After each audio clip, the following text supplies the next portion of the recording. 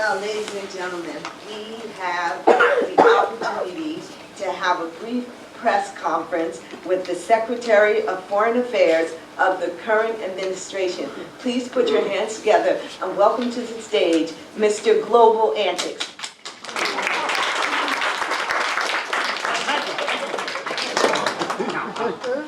As the moderator said, I have just a few minutes, but I'm happy to answer 4 of your questions, Madam Moderator. Okay, first question. Who has the first question? Where's our first questioner? Oh, back here, yes.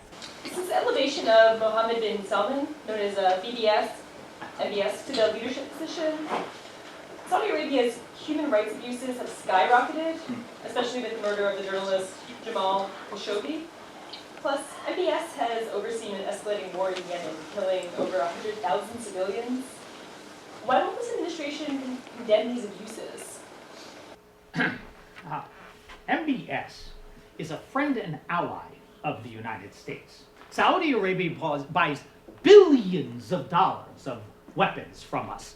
They sell us lots and lots of oil.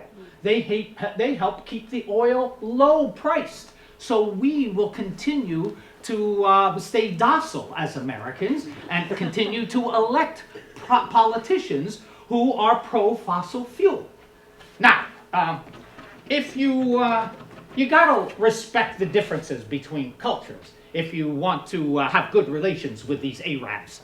So, a few journalists or human rights activists murdered, it doesn't mean much to them.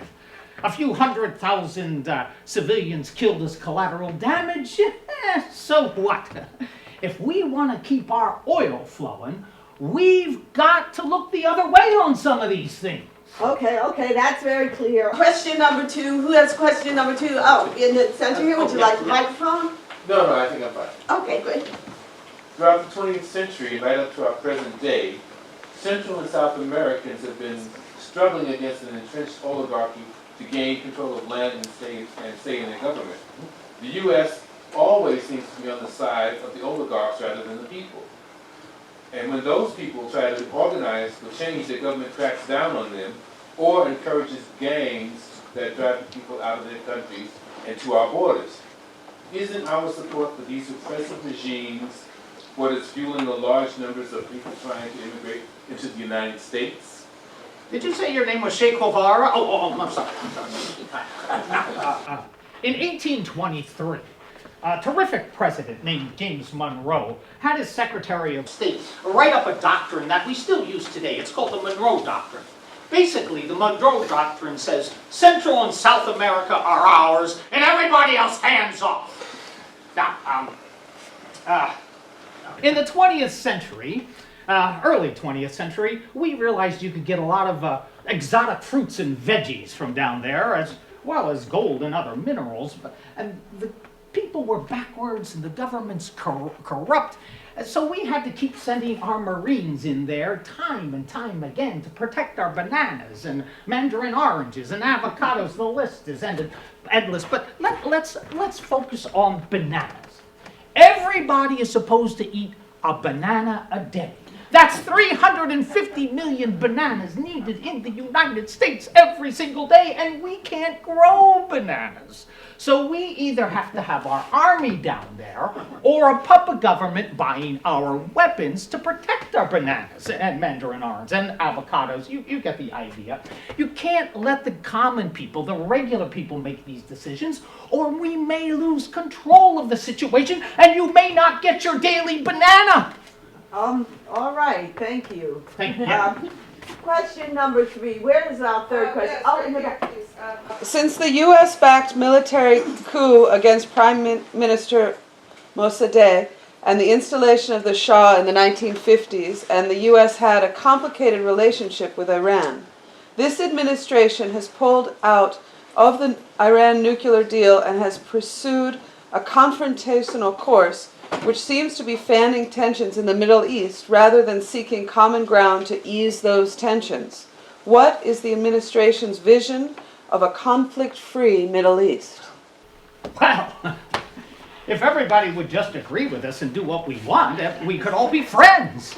But those darned Iranian terrorists and their revolution that overthrew such a nice guy like the Shah. The Shah was modernizing the country. He was opening it up to investment, and he was content with just a tiny piece of that enormous oil pie. And then, oh yes, of course, yes, he did murder or imprison all of the political opposition, but the people made a revolution anyway, and they exiled our friend, the Shah. So we talked to our other friend in the area at that time, Saddam Hussein, and had him kind of invade Iran. We supplied him with chemical weapons which killed or maimed 100,000 or so Iranian soldiers. But, you know, why are we the bad guys here? We were just helping out our friends. And those Iranians, I'm telling you, they're just holding a grudge. So I say nuke them. That'll clean up the area. Well, that's a very explosive response. Let's move on to our final question. I have a question. Oh, yeah.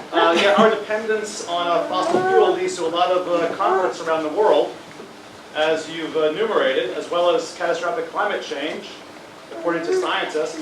But this administration pursuing an energy policy that prioritizes fossil fuels and defunds efforts to switch to renewable energy sources. In the long term, how will that benefit the world and the U.S.? Long term? Capitalism doesn't run on long term. Our whole economic system is based on short-term profits. If you can't make it profitable this year or quarter even, forget it, it ain't happening. In order to do long term, you gotta think like those Native American people, you know, and see where they are. Well, let's talk about energy. You like your car, don't you? You want that big SUV or that hot Ferrari.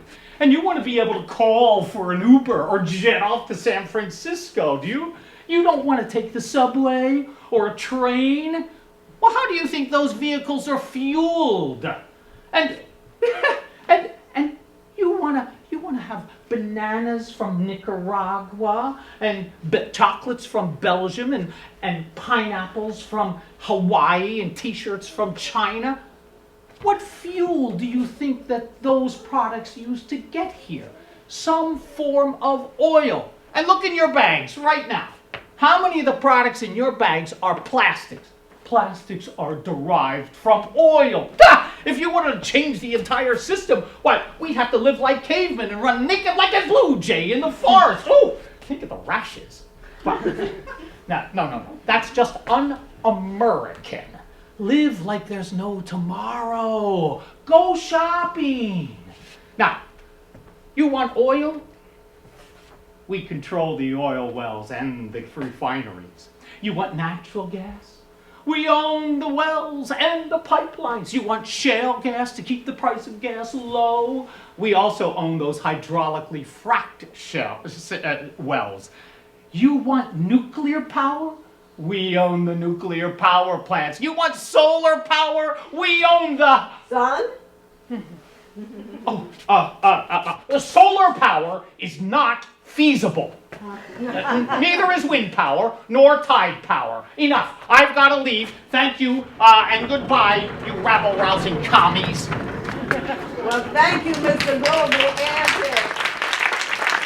My goodness. And I think with that, we've definitely had enough